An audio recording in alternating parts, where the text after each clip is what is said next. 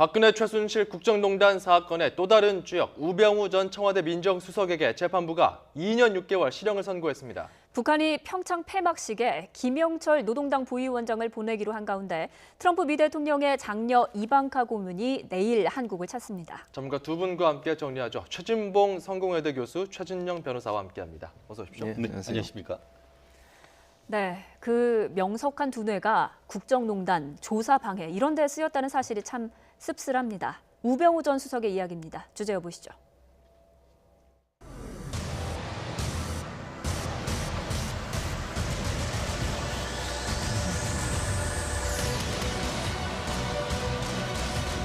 이제 대통령이라면 받아들이고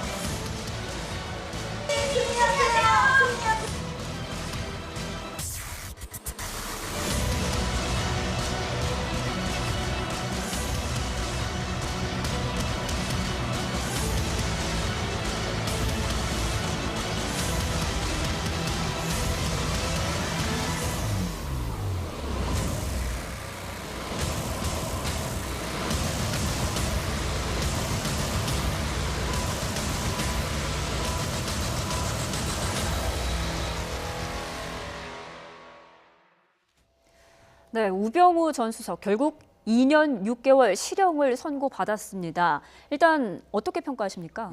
그렇습니다. 마지막 남은 박근혜 전 대통령의 선고에 대한 서곡이 열렸다, 이렇게 평가를 할 수 있을 것 같습니다. 예. 아시다시피 이미 이 국정농단 사건의 가장 핵심 주연이라고 한다고 하면 아무래도 최순실 씨와 그 박근혜 전 대통령이 될 것이고, 또 유일한 어떻게 보면은 그 핵심 조연이다라고 하면은 바로 우병우 전 수석일 것 같은데요. 예. 최순실 씨에 대해서 징역 20년, 그리고 또 우병우 전 수석에 대해서 지금 2년 6개월이 됐는데요. 전체적으로 그 검찰 같은 경우에는 8년형을 선고를 해달라고 해서 했습니다만, 그 부분에 대해서 9개의 공소 사실 중에 4개에 대해서는 유죄, 5개에 대해서는 무죄 판결이 나왔고, 그중에서 이제 전체적으로 봐서 2년 6개월을 했는데요. 법조인의 관점에서 봤을 때는 인정된 죄의 그 죄의 명과 이런 것들을 봤을 때는 뭐 비교적 적절하거나 조금 낫다라는 의미가 있는 반면에, 제가 전체적인 댓글 같은 걸 봤을 때는 박근혜 전 대통령의 정부에 있어서의 우병우 전 수석의 어떤 지위나 역할, 이것을 봤을 때 2년 6개월은 너무 낮은 것이 아니냐 하는 그런 댓글을 굉장히 많이 달리는 상황인 것 같은데, 앞으로 1심이기 때문에 앞으로의 항소심도 좀 더 지켜봐야 될 것 같습니다. 자, 검찰은 8년을 구형했는데 2년 6개월이 나오니까 네. 참 검찰과 재판부 입장이 다르구나, 이런 이야기들이 많이 나왔어요. 왜냐하면 이제 법원 입장에서는 증거 부족을 이유로 들었어요. 그러니까 2년 6개월밖에 안 나온 게 지금 말씀하신 것처럼 4개 혐의는 유죄로 인정이 됐지만 5개 혐의는 무죄로 인정이 됐는데, 그 무죄로 인정된 대부분의 내용들을 보면 증거가 부족하다. 예. 이게 지금 이유거든요. 그래서 이제 항소를 하면 검찰 입장에서는 증거를 충분히 보충을 할 필요가 있다는 생각이 듭니다. 예. 법원의 재판부를 설득해야 되지 않겠어요? 증거를 가지고. 근데 법원이 볼 때는 이제 여러 가지 지금 뭐 예컨대 문체부 국과장 좌천성 인사 같은 경우에 무죄가 됐는데, 그 무죄 같은 경우에도 증거가 부족하다 보니까 결국 무죄가 돼버렸고, 그다음에 뭐 K스포츠 클럽의 현장 실태 검사 부당 지시 같은 것도 무죄가 됐고요. 또 최순실 청문회 불출석이나 허위 증언 같은 경우는 무죄가 됐고요. 이런 부분들이 이제 결국 이제 증거가 부족하거나 아니면 검찰의 기소 내용이 설득하는 데 좀 부족했다라고 볼 수 있을 것 같아서, 이제 항소심에서는 아마 검찰도 지금 항소를 하겠다 그랬고 우병우 전 수석 측에서 항소를 하겠다고 그랬으니까 치열한 법리 다툼이 있을 것이고, 검찰은 증거를 보충해서 이 부분을 유죄로 만들기 위한 노력을 할 것으로 보여집니다. 네, 앞서 최후 진술에서 내 혐의가 모두 유죄라도 8년은 너무 지나치다, 이렇게 항변을 했었는데 이게 통한 걸까요? 그렇습니다. 그 마지막 그 어떤 그 구형이 있는 다음에 표적 수사다. 전체적으로 본인이 이제 그 검찰에 있을 때, 그리고 이 그 청와대에 있을 때 행위에 대한 보복 수사다, 이런 취지로 얘기를 하면서 전체적인 본인도 검사였지 않습니까? 본인의 어떤 그 구형을 했는 것에 비추어 봤을 때 지나치게 높다, 이렇게 항변을 했는데요. 본인이 어떤 그런 항변을 했다고 해서 이렇게 2년 6개월 하는 그런 일은 없습니다. 다만 말씀드렸듯이 공소 사실이 9개나 되는데 그 중에서 상당 부분, 한마디로 절반 이상의 부분이 무죄가 나오면서 실제로 인정된 케이스 같은 경우에도 예를 들어서 직권을 남용했다, 한마디로 적극적으로 어떤 나쁜 일을 했다라는 것보다는 어떻게 보면 직무유기, 마땅히 어떻게 보면 최순실의 국정농단을 알면서도 하지 않았다. 이른바 부작위에 의한 범죄이기 때문에 어떤 전체적인 어떤 법정형에 봤을 때는 어떤 적극적인 행위보다는 마땅히 해야 될 것을 하지 않았는 것을 유죄로 인정하다 보니까 예. 어떤 불법성을 조금 낮게 평가를 하는 것 같은데 예. 그 부분에 있어서 양형에 대해서는 서로 어떤 정치관이나 이런 부분에 따라서 다를 가능성은 여전히 남아 있는 것 그래서 같습니다. 지금 그 유죄를 받은 4개 혐의가 나오고 있습니다. 국정농단 사태를 방조했고요. 그리고 공정위에 이게 사유가 안 되는데 공정위는 직접 이제 조사할 수 없으니까 검찰을 통해서 고발할 수 있게끔 조치를 했다. 즉 CJ ENM 이 케이스 같은 경우는 일부 유죄가 됐고요. 이석수 특별감찰관은 끊임없이 이제 나오게 되는데 유죄가 됐습니다. 자, 이렇게 혐의가 유죄가 됐지만 다시 무죄된 부분을 보면은 이렇게 인사와 관련된 부분들이 좀 보이거든요. 변호사님, 그렇습니다. 이 부분은 뭐랄까요? 그런 재량권이랄까 이런 차원에서 된 겁니까? 아니면 뭐 우병우 측 변호사였던 변론 계획 같은 것들이 무죄가 떨어질 수 있게끔 어떤 잘 세운 겁니까? 결국 증거에 따르는 실체적 진실이 무엇이냐 이것이 가장 중요한 것 같은데요. 예. 말씀드린 것처럼 문화체육부 국과장에 대한 좌천성 인사 이 부분이 있었던 것은 사실이다. 그렇지만 그 이유가 어떻게 보면 직권 남용을 했는 것이 아니고 한마디로 이번 그 무죄 판결 보면은 이 문화체육부 관광 내부에 어떤 파벌 문제가 있었고 예. 그 사이에 어떤 인사 특혜 문제가 있었다. 그런데 그것을 시정하기 위한 조치였다라고 해서 정당한 업무 집행이다 이렇게 받는 것 같습니다. 결국 이 부분에 있어 가지고는 검찰 같은 경우에 봤을 때는 이 그 청와대의 어떤 직권을 남용했다라고 보지만 적어도 1심 판결 같은 경우에는 내부적 문제를 해결하기 위한 이 그 청와대 내의 민정수석에서의 직무범위 내렸다라고 판단을 했는 것 같은데요. 아마 검찰로서는 받아들이지 못하고 항소를 해서 항소심에서 아주 극명하게 다툴 수 있는 그런 부분인 것 같은데 아마 기억하실 겁니다. 예전 같은 경우에도 이 그 문화체육관광부 내에 이 노태강 국장을 비롯해서 그런 부분에 대해서도 1심, 2심 다른 사건에서도 판결이 갈렸던 점에 비추어서 이 부분도 항소심에 어떻게 될지는 아직까지 단정하기는 이르다 이렇게 볼 것 같습니다. 예. 네. 오늘 선고 내내 우병우 전 수석이 무표정으로 일관하다가 그렇죠. 국정농단 은폐 이 말이 딱 나오니까 고개를 떨궜다고 해요. 그렇죠. 왜 그랬을까요? 저는요 이게 가장 중요한 요소라고 봐요. 그러니까 이번 판결에서 법원이 뭐라고 판결을 내렸냐면 국정농단을 방조한 부분은 유죄로 인정을 했어요. 예. 그 말은 결국 최순실 박근혜 전 대통령이 공범으로 K미르 스포츠단을 만들어 최순실을 도와주려고 했다고 하는 부분들을 알고 있었고 인식하고 있었음에도 불구하고 민정수석으로서 제대로 역할을 하지 않았다는 걸 얘기하는 거 아니겠습니까? 예. 이 부분이 가장 아플 수밖에 없죠. 사실은 나머지 것들은 이것과 연관돼 있어요. 국정농단 방조가 결국은 CJ ENM 사건도 그렇죠. 이석수 특별감찰관 사건, 물론 이석수 특별감찰관 사건 같은 본인의 개인 비리를 조사하던 사람에 대해서 압력을 가한 거긴 하지만 또 국정감사 불출석도 이것과 연관돼 있고 그러면 나머지 것들도 문체부 국과장 좌천성 인사도 사실은 국정농단 방조 사건과 치열하게 연관돼 있지 않겠습니까? 예. 왜냐하면 문체부가 최순실의 말을 안 들어줬기 때문에 결국은 좌천성 인사를 했다고 검찰은 주장하고 있는 것이고 그러니까 기본적으로 국정농단을 방조했다고 하는 부분이 인정되는 순간 본인이 다음에 법적 투쟁을 하는데 상당히 불리한 위치에 설 가능성이 있다. 그래서 예. 그 부분이 아마 본인한테는 아픈 부분이 아니겠나 하는 생각이 듭니다. 그러니까 그 이석수 특별감찰관 부분, 그러니까 지금 최진원 변호사님과 그리고 최진범 교수님의 분석들을 종합하면 일단 증거가 중요했다. 이석수 특별감찰관 같은 경우는 녹취록이 공개되지 않았습니까? 뭐 석수형 요즘 어디 아파? 이제 2016년 당시에 감찰을 착수하자마자 이런 식으로 우병우 민정수석이 전화를 했다는 거고요. 자, 이런 부분들이 우병우 전 수석의 재판에서 이렇게 또 공개가 됐습니다. 당시 우 전 수석이 선배가 나한테 이럴 수 있느냐? 언론이 문제 제기해도 뭐 다음 주면은 조용해질 텐데 왜 성급하게 감찰하느냐? 이렇게 불만을 표시했냐고 검사가 물어볼 정도로 이제 증거가 명백했다. 이런 점들이 좀 유죄 부분 받은 부분에서는 좀 유효했다. 이렇게 정리할 수 있을까요? 그렇습니다. 실질적으로 아까 말씀드렸듯이 어떤 그 문체부 직원에 대한 좌천성 인사 같은 경우에는 어떻게 보면 그것을 정당화할 만한 이유가 있었습니다만 예. 아시다시피 지금 우 전 수석이 지금 이석수 특별관찰관에게 얘기했는 것은 다른 것이 아니고 본인과 직접 관계된 것 아니겠습니까? 예.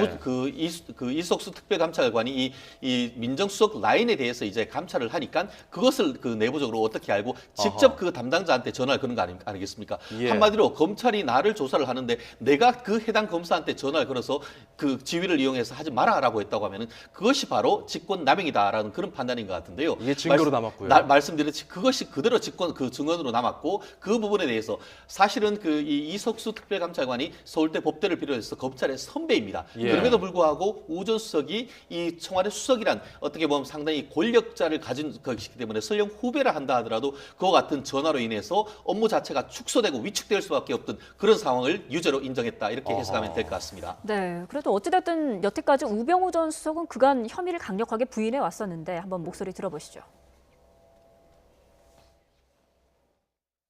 가족회사 자금 유용한 것에 대해서는 인정하십니까?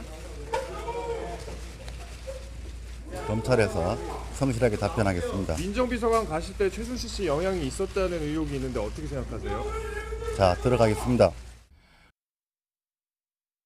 이게 제 숙명이라면 받아들이고 또 헤쳐나가는 것도 제 몫이라고 생각합니다. 우 전 수석은 물론이고 또 검찰도 항소 입장을 내놨습니다. 어떻게 전망하세요? 그렇습니다. 오늘 사실 저녁에 그 우병우 전 수석의 변호인과 같이 식사를 제가 할 기회가 있었는데요. 그래요. 이런 얘기를 했는 것 같습니다. 그 1심 동안 하는 동안 변호인 같은 경우에는 1,000장이 넘는 그 의견서를 냈고 그것에 예. 대해 2,000장이 넘는 의견서를 냈고 예. 그것에 대해서 반박하기 위해서 이 검찰 같은 경우에는 한 700장 정도의 의견서가 나왔다. 한마디로 서면 증거 이외에 거의 뭐 2,000장과 700장으로 서로 엄청난 소명 공방이 있었던 아니 것입니다. 의견서 정도면- 내는 게 뭐예요? 결국 그 변호인 의견서인 것이죠. 많은 네. 증거가 나오면 그것에 대해서 하나하나 공소 사실을 반박하고 증거를 탄핵하는 절차를 하는데 사실 짧지 않은 기간, 특히 그 우병우 수석에 대해서는 구속영장이 3번 청구돼서 2번 기각되고 3번째 발부됐는데 그 과정에서 유무죄를 엄청나게 다퉜던 것이죠. 그 과정에서 법리적인 무죄가 지금 나오는 것 같은데요. 아시다시피 앞으로 유죄 나온 부분에 대해서는 그 우병우 수석 변호인 측에서 무죄를 다투기 위해서 다툴 것이고 이 검찰 같은 경우에는 다섯 가지 범죄에 대해서 무죄 나오는 것에 대해서 증거가 충분하다. 그리고 예. 지금까지 증거가 제출되지 않은 것 중에 캐비넷 속에 다른 유죄 증거가 있으면은 추가적으로 내는 절차가 있을 것인데 아마 항소심에도 이 유무죄에 대해서 엄청난 법적 다툼이 있지 않을까 생각을 합니다. 예. 만약에 유죄 판단이 내려진다면 형량은 어떻게 예상을 하십니까? 말씀드렸듯이 만약에 지금 말씀하신 것처럼 9개가 다 유죄가 인정된다라고 한다고 하면은 결국 예. 반성하지 않고 유죄가 인정된다 했을 경우에는 검찰에서 구형했는 한 8년에 가까운 그 형이 나올 가능성이 있겠죠. 다만 말씀드렸듯이 1심처럼 그냥 그 5개가 무죄가 나오고 4개에 대해서 이제 그대로 유죄가 인정되거나 아니면 그것에 대해서 추가적으로 무죄될 경우에는 1심이 지금 징역 2년 6개월인데 아시다시피 3년 이하의 경우에 따라서는 집행유예 가능성도 있습니다. 그렇기 예. 때문에 항소심에서 변호인 같은 경우에는 추가적인 무죄와 함께 집행유예를 받기 위한 아주 치열한 변론을 벌이지 않을까 생각합니다. 변호사님, 그 우 전 수석의 재판이 오늘 이거 말고도 또 있지 않습니까? 특히 이제 구속 기소된 결정적인 그 사건들인데요. 지금 화면을 좀 준비했습니다. 바로 국가정보원을 동원해서 공무원과 민간인을 불법 사찰한 혐의입니다. 공무원과 민간인 그리고 과학기술계 인사들과 심지어 진보 성향 교육감들을 몰래 조사한 혐의까지 지금 받고 있어서 이 재판이 따로 가고 있는데 오늘 선고 나온 재판 결과가 이 다른 재판에는 어떤 영향을 줄 수 있어요? 물론 공소 사실 자체는 다릅니다. 하지만 아시다시피 앞에 있는 공소 사실 같은 경우에는 불구속 기소됐던 사건인 것이고 예. 실질적으로 지금 나오고 있는 이 국정원을 동원해서 민간인과 공무원까지 불법 사찰을 했다는 것 같은 경우에는 예. 이 혐의로 해서 재판부가 3번째 어떤 구속영장을 청구를 했는데 발부를 했던 사안입니다. 예. 아시다시피 앞에 있는 사건은 뭐 방조했다거나 아니면 마땅히 해야 될 것을 하지 아니하였던 소극적인 의미라고 한다고 하면은 지금 구속영장이 발부되는 것은 적극적으로 직권을 남용했는 그런 부분이기 때문에 법적으로 직권남용 같은 경우에는 5년 이하의 징역에 처하도록 돼 있는데 예. 말씀하신 것처럼 이 부분이 유죄가 될 경우에는 적어도 오늘 집행 그 어떤 2년 6개월 받았는 것과 비슷하거나 그 이상의 형이 될 수 있는 그런 부분이기 때문에 합쳐질 수 있습니까? 결국 어떻게 되냐면 따로따로 재판을 갈 경우에는 나중에 그 형이 합쳐서 해야 되는데 아하. 만약에 그렇기 때문에 그 우병우 수석의 변호인 입장에서는 예. 이 그 항소심 사건이 있고 이거 1심 사건이 있기 때문에 항소심 사건을 최대한 늦추고 이 1심 사건이 빨리 선고되도록 해서 항소심에서는 두 개 사건을 병합해서 하나로 판결을 받게 할 그럴 전략을 구사하지 않을까 생각합니다. 그렇군요. 네, 그렇군요. 어찌됐든 이제 우 전 수석의 1심 선고를 끝으로 이제 1심 재판은 박 전 대통령만 남지 않았습니까? 그렇죠. 어떤 영향을 미칠까요? 저는 뭐 박근혜 전 대통령 같은 경우는 이 사건과 별개로 우병우 뭐 재판과 별개로 사실은 최순실 재판에서 이미 어느 정도 윤곽이 나왔다고 생각을 합니다. 또 예. 최순실 재판을 담당했던 그 재판부가 박근혜 전 대통령도 지금 재판을 담당하고 있지 않겠습니까? 예. 그런데 최순실과 박근혜의 공모 관계를 거의 모든 부분에 인정을 했어요. 그렇다고 하면 저는 최순실이 받은 20년보다 훨씬 더 높은 형량을 받을 가능성이 높다고 보여지고요. 그 최순실, 박근혜 전 대통령 두 사람이 함께 공모했다는 것 이외에 박근혜 전 대통령만 또 혐의를 받고 있는 부분도 또 있습니다. 국정원 뭐 특활비 문제나 이런 문제가 그러다 보면 결국은 더 많은 형량이 나올 가능성이 있고 또 하나는 박근혜 전 대통령 최순실과 다르게 공무원이고 최고 지도자였어요. 예. 그 어떤 역할, 사회적으로 우리가 기대하는 공무원의 역할 이런 부분과 연관된다고 하면 당연히 형량은 더 높아질 것으로 생각이 됩니다. 예, 참 이 재판 결과 하나하나 이제 곧 다가오고 있는데 좀 지켜보면서 어떻게 이 사회에 영향을 줄 수 있을지 한번 지켜보도록 하겠습니다. 계속해서 미투 열풍이 엄청 불고 있는데 연희단 거리패 참 이 여기 관련해서 이윤택 단장이 지금 여러 가지 구설에 오른 가운데 그 안마를 하면서 추행들이 이루어졌다. 그런데 여기에 조력자가 있었다. 이 부분에 좀 윤곽이 드러나고 있어요. 한마디로 채용사가 있었고 그 채용사란 것이 바로 그 김소희 대표였다 이런 얘기인 것 같은데요. 예. 실질적으로 이제 밤마다 거기에 있는 그 이른바 그 황토방에 그 여자 그 배우를 손을 잡고 그 간택을 한 다음에 그 방으로 떠밀어내는 사람이 있었고 어허. 그리고 그 거기에 들어가지 않으려고 했을 때에 그 주안상 같은 걸 생겨났는데 그 쟁반으로 가슴까지 밀면서 너 하나만 희생하면 되는데라고 해서 떠밀었던 그런 사람이 있었다라고 해서 충격을 예. 주고 있는데요. 아시다시피 이런 부분에 대해서 어떤 그 밝혀낸 게 대해서 그런 적 없다라는 거 했다가 구체적인 증언이 나오니까 그제서야 이때 나는 잘 기억을 하지 못해서 했다라고 하면서 그 사과를 했는데요. 예. 그 부분에 대해서 엄청난 지금 그 사회적 비판이 몰려오는 것 같습니다. 네, 바로 저 내용입니다. 김소희 대표가 그동안 발뺌을 하다가 익명의 제보자가 도대체 누군지 알고 싶다. 필요하다면 이딴 조치를 다 할 거다. 이렇게 강경하게 나왔는데 그러니까 저 찾으셨다고요? 이렇게 홍선주 씨가 나온 거예요. 그러니까 김소희 대표는 또 말이 바뀐 겁니다. 그동안 기억이 안 났다. 상처 준 사실 미안하다. 사과한다. 이렇게 한 건데 그런데 이 사과가 말이죠. 예. 나는 기억이 안 나는데 만약에 그랬다면 미안하다. 이렇게 말을 한 거예요. 이게 정말 사과인가요? 사과 아니죠. 그러니까 책임을 모면하려고 하는 어떤 소나기 피하고 보자는 생각인 것 같아요. 그런 심산인 것 같은데 저는 김소희 대표의 저런 태도 자체가 참으로 잘못됐다고 생각을 합니다. 처음에는 끝까지 부인하고 있다가 실제 이름을 실명을 밝히면서 내가 그런 일을 당했다고 하니까 부인할 수 없게 됐잖아요. 그러니까 하나씩 지금 인정하고 있는 거 아니겠습니까?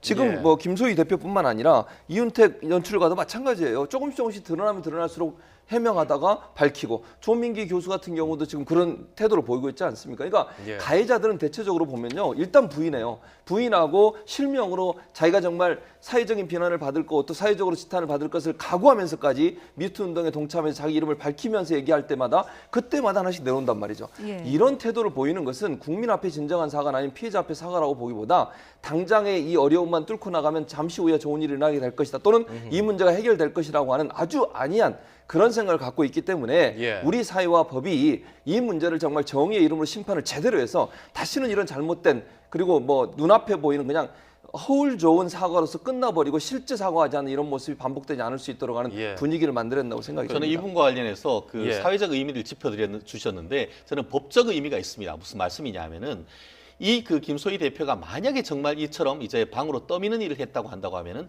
성폭행의 공동 정범이 되는 것입니다. 예. 아시다시피 이른바 그 사람을 선택을 해서 방 안으로 들어가지 않으려고 하는 걸 떠밀었다고 한다고 하면은 본인이 직접 그와 같은 안마를 하지 않았다 하더라도 안마를 다 하고 성추행을 하는 것에 대해서 네. 이른바 기능적 행위를 지배를 했기 때문에 예. 앞으로 이 부분에 있어서 어떤 수사를 한 이후에 이 그 이윤택 씨의 유죄가 인정된다고 한다고 하면은 이윤택 씨의 공소장에는 이윤택 씨뿐만 아니고 김소희 대표까지도 공범으로 들어갈 수 있는, 그렇기 때문에 아하. 본인으로서는 현재 적극적으로 부인을 하고 예. 이 부분에 대해서 변명을 하고 있는 것 같은데, 만약에 유죄가 인정됐을 경우에 어떻겠습니까? 그제 어땠죠? 어금니 압박 300장이 넘는 반성문을 썼지만 예. 재판부는 그 반성이 진정한 반성문이 아니라고 하면서 사형까지 선고를 했습니다. 그렇기 때문에 어이없는 이런 변명으로 일관했을 때의 법적 책임 오히려 더 높아질 수 있다는 것을 알아야 됩니다. 자, 이 연희당 거리패 이 모든 상황들 참 복마전이다 이런 생각이 드는데, 지금 말씀해 주셨던 그 대표 같은 경우는 부인하면서 전략을 가지만 선제적으로 폭로했던 또 내부 고발자도 있었습니다. 바로 이 사람입니다. 오동식. 두 번째 지금 사과문을 올렸는데요.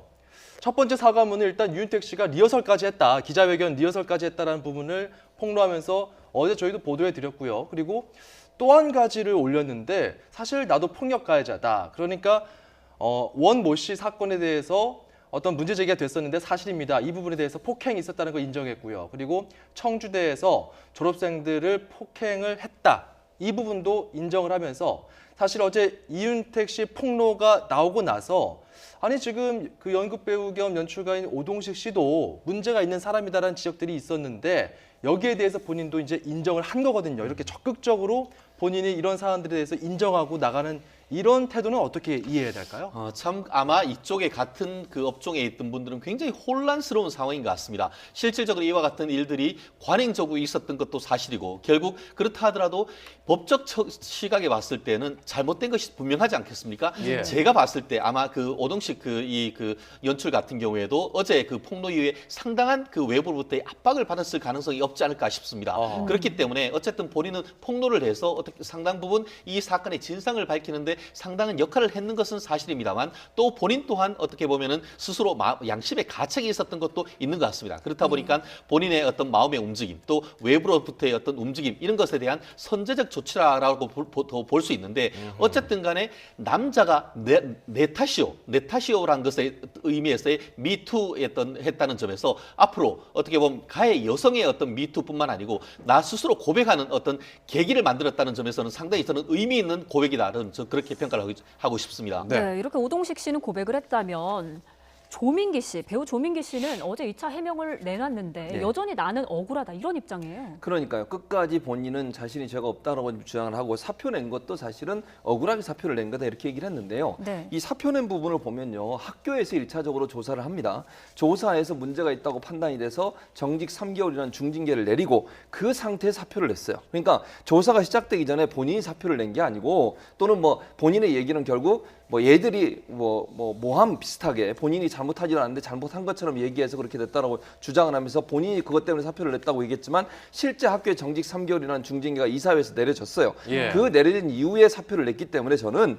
기다리고 있다가 징계 절차가 끝난 이후에 사표를 냈다고 하면 징계에 대해서 어느 정도 수긍하는 거 아니겠습니까? 그런 상황이 아니라고 하면 소명을 하거나 아니면 징계를 철회해달라고 요구를 하거나 이래야 될 텐데, 그런 상황 없이 사표를 제출한 것 자체도 저는 예. 개인적으로 이 부분을 일정 부분 인정했다고 보여지고요. 예. 또 하나는 지금 다른 많은 학생들의 증언들이 계속 진술들이 나오고 있는 상황이에요. 본인이 부인하면 부인할수록 또 다른 증언들이 쏟아지고 있어서 제가 볼 때는 부인하면 할수록 더 큰 늪에 빠지는 아주 불행한 사태가 계속되고 있다고 볼 수 있겠습니다. 예술계의 미투가 계속 이어지고 있는데, 이 예술계 미투 장본인 3명의 반응은 일단 사과를 진정적으로 그 피해자들이 받았는지 모르겠지만, 일단 이윤택 씨는 사과를 했고요. 조민기 씨는 부인하고 또 해명을 했습니다. 그리고 고은 시인 같은 경우는 지금 침묵으로 일관하고 있어요.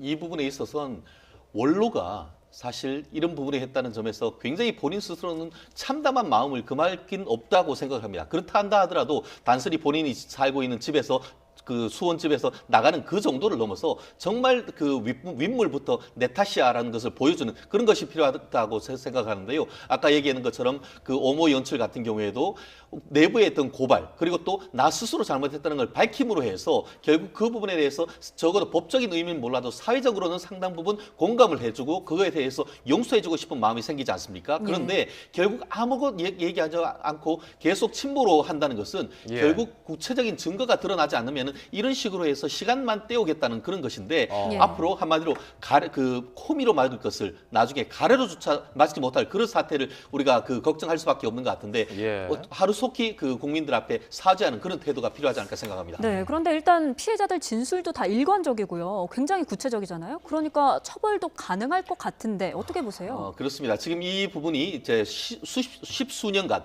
이윤택 씨 같은 경우에는 18년간 있었다라고 하는데 대부분 지금 보면 공소시효가 많이 완성된 부분이 많습니다. 그렇지만 그것 이외에 최근에 보면은 2016년을 비롯해서 근래에 있었던 일들이 계속 나오고 있습니다. 그렇기 때문에 지금 충청도에 있는 충청도 충북 도경 그리고 또 그 이외에 서울 또 저쪽 부산 쪽 이렇게 해서 다양하게 지금 내사를 진행하고 있기 때문에 구체적 증거가 있고 말씀하신 것처럼 굉장히 여러 명의 피해자가 일관해서 하고 있고 공소시효 내에 있는 것이라고 한다고 하면은 조만간 구체적인 어떤 혐의를 통해서 기소될 날이 멀지 않았다고 저는 봅니다. 예, 알겠습니다. 참 이 사태 일파만파인데 어떻게 좀 정리가 될지 그리고 어떤 썩은 뿌리가 드러나서 어떻게 치료가 될지 지켜보도록 하겠습니다. 다음 주제 넘어가죠. 평창 올림픽 폐회식 이번 주 일요일입니다. 그런데 미국과 북한에서 의미심장한 손님들이 옵니다. 주제 보시죠.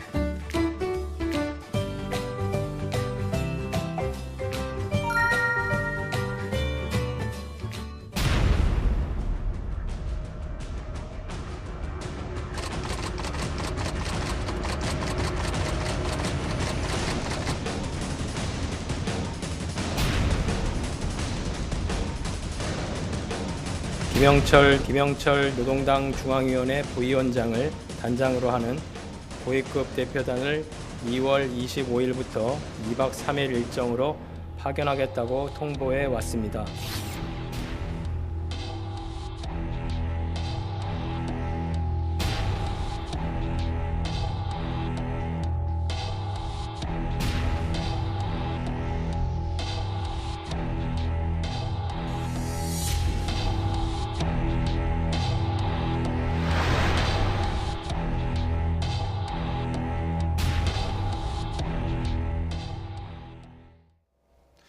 어쩌면 문재인 대통령의 베를린 구상이 평창으로 구체화되고 내일이면 좀 더 분수령을 맞지 않게 될까 이런 생각도 들어요. 그렇죠. 이방카가 한국을 방문하게 되고요. 문재인 대통령이 식사를 같이 하기로 지금 계획을 세우는 상충제에서 하기로 했습니다. 상충제라고 하면 잘 아시는 것처럼 외국 정상들이 왔을 때 식사를 하는 장소예요. 그러면 그 말은 결국 이방카를 우리 정부가 국빈급 예우를 하겠다는 의미를 보여주는 거거든요. 예. 그래서 그 상충제 식사를 한다는 것도 의미가 있고 또 이제 문재인 대통령과 식사하는 과정에 있어서 트럼프 대통령의 생각이나 의중도 전달할 가능성이 있고요. 네. 물론 이제 이방카 같은 경우는 외교적인 문제보다는 그냥 인권 문제를 주로 강조하고 와서 사업 문제도 얘기하고 이럴 것으로 예상은 됩니다만 그럼에도 불구하고 우리가 생각하지 못하는 가운데 또 트럼프의 의중이 전달될 가능성도 있고 또 하나는 잘 아시는 것처럼 백악관 내에서 이방카가 이런 표현까지 쓰지 않아요? 트럼프의 귀를 잡고 있는 사람이다 이런 표현까지 쓸 정도로 트럼프에게 증언을 할 수 있고 가장 측근에서 일하는 사람으로 알려지고 있기 때문에 문재인 대통령 우리 정부 입장에서 트럼프 대통령에게 뭔가 메시지를 전달하는데 메신저의 역할도 할 수 있을 가능성이 있어서 제가 볼 때는 내일 만남에서 북미 간의 관계 또 남북 간의 관계에 관련된 여러 가지 얘기들과 의사들이 교환되고 나눠질 가능성이 있다고 보여집니다. 그렇죠. 네, 국빈급 예우를 할 것이다 이렇게 말씀을 해주셨는데 예. 앞서 이방카에 대해서 사우디 그리고 예. 일본은 통 큰 선물을 한 바가 했었죠. 있는데 맞습니다. 우리 쪽에서는 어떤 선물을 준비했을까요? 그러니까 모르겠어요. 이방카가 만약에 우리한테 그런 요청을 할지 모르겠지만 이방카가 주도하고 있는 몸이 뭐가 있냐면 세계은행이 주도하고 있는 여성 기업가 기금 이니셔티브라고 하는 그 기금을 모으고 있어요. 네. 근데 지난번에 작년 5월에 사우디를 방문했을 때 사우디는 1억 달러를 출연을 했고요. 네. 일본 같은 경우는 일본 돈 57억 엔 우리 돈으로 얘기하면 556억 원 정도 됩니다. 예. 이방카에게 선물을 줬죠. 그러니까 두 국가가 하는 걸 보면요. 트럼프의 실세가 이방카가 확실하다라는 느낌을 받을 수밖에 없어요. 예. 저 정도로 신경을 쓰면서 그 지원을 한다고 하는 것은요, 그냥 이방카가 대통령의 딸 정도가 아니라 실제 국정이나 아니면 외교 관계에 중요한 역할을 할 수 있다고 하는 부분이 있기 때문에 예. 만약에 이방카가 와서 그런 부분에 우리 정부에 요청을 한다고 하면 우리 정부도 고려할 가능성이 있지 않을까 하는 생각은 듭니다. 저는 요즘에 계속해서 이 이방카의 공식 트럼프 그 인스타그램 계정이나 이렇게 SNS를 보게 되는데 일본에 방문했을 때는 저렇게 어떻게 일본이 자기를 응접했는지 이런 내용들 세세하게 올렸거든요. 이런 부분들이 이제 한국에서는 또 어떻게 이루어질 수 있을 것이냐 여기에 대해서 참 많은 분들도 관심 갖고 있어요. 그렇습니다. 그 오늘 보도를 봤더니만 뭘 타고 오느냐?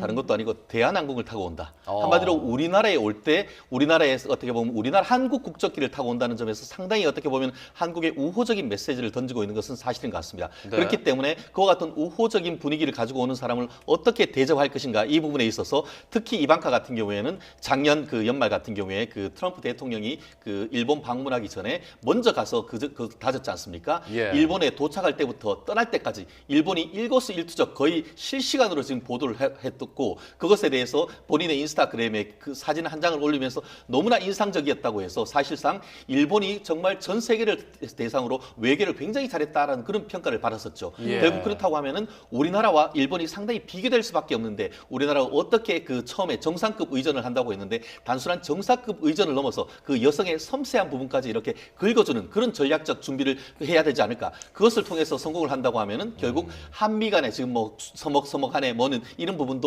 한 방에 날릴 수 있는 부분이 있기 때문에 예. 청와대로서는 만반의 준비를 할 수밖에 없는 상황이 아닌가 생각합니다. 알겠습니다. 네, 그런데 결국 어떤 메시지를 들고 올 것인가 이것이 중요하지 않습니까? 핵심은 네. 한마디로 지난번 그 김여정 그 부부장 같은 경우에도 왜 주목을 받았습니까? 나중에 청와대에 가서 파일을 하나 내면서 제가 김정은의 특사입니다. 한마디로 그 특사인 그 점에 있어서 방점이 찍혔는데 과연 그 이방카 같은 경우에도 트럼프 대통령의 그냥 그 가족으로 온 것인가 아니면 트럼프 대통령이 사실상 특사의 자격으로서 어떤 모종의 역할을 가지고 올 것이냐 이 부분에 대해서 귀추가 주목되고 있는 것 같은데요. 예. 단순히 어떤 그 폐막식의 어떤 행사에 하나의 어떤 이벤트로 온 사람이 아니고 내부적인 뭔가 역할이 있다라고 하는지 그 부분은 아직까지는 설방설레하고 있습니다만 그럴 가능성도 상당히 주목되기 때문에 우리가 지켜봐야 될 것 같습니다. 자, 이방카의 일정을 보면은 좀 의미심장한 부분이 있습니다. 저희가 달력으로 한번 표현해 봤는데요. 화면으로 보시겠습니다.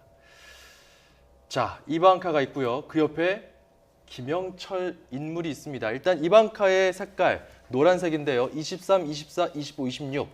25일이 평창 올림픽 폐막식 참석이고요. 김영철도 여기에 맞춰서 내려옵니다. 이러다 보니까 참 뭔가 북미 간에 뭔가 좀 교감이 있지 않겠느냐.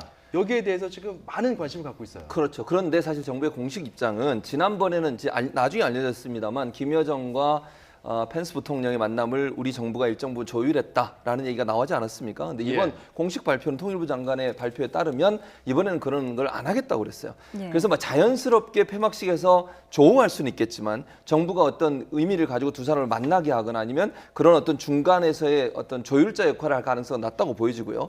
그런 점에서 본다면 아마 이제 백악관에서 그런 발표를 했지 않습니까? 이방카가 이번에 방문하는 것은 미국 선수를 응원하고 또 인권 문제를 얘기하러 가는 것이지 외교적인 역할을 하러 가는 건 아니다라고 선을 그었기 때문에 예. 지난번에 만남이 불발된 것을 이번에 와서 또 만나가지고 해결하는 것도 상당히 좀 우스운 부분도 있고 이래서 아마 직접적인 어떤 대담이나 대화나 이런 쪽으로 갈 가능성은 낮고요. 그러나 뭐 우연이라도 폐막식에서 비슷한 자리에 있다 보면 인사를 하거나 조우할 가능성이 있다고 보여집니다. 예. 네, 그런데 논란도 있습니다. 왜냐하면 이 김영철 부위원장이 워낙 강경파로 알려져서요. 야당 입장에서는 좀 시끌시끌한데요.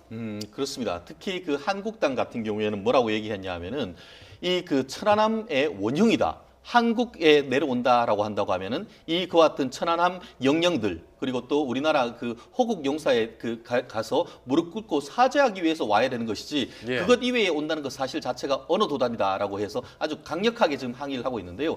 아시다시피 지금 그 김영철 같은 경우에는 예. 한국뿐만 아니고 유엔 미국의 제대 대상 인적 제대 대상입니다. 그렇기 때문에 그렇죠. 과연 유엔에서도 다 한국에 들어온 것에 대해서 허락을 할지 이 부분도 논란이 될 수밖에 없기 때문에 결국 그 북한에서 예. 그 김영철을 보낸 의도가 무엇인가? 결국 남북의 남남 갈등을 유발을 하고 또 예. 미국과 그 한국 간에 어떻게 보면은 제재 균열을 그 시키려고 하는 것이 아닌가 하는 그런 의혹을 지금 보수적인 시각에서는 강력하게 제기하고 있는 그런 상황인 것 같습니다. 네, 그 네. 목소리를 좀 직접 저희가 녹취를 준비했거든요. 서청원 자유한국당 의원의 대정부 질문 좀 들어보도록 하겠습니다.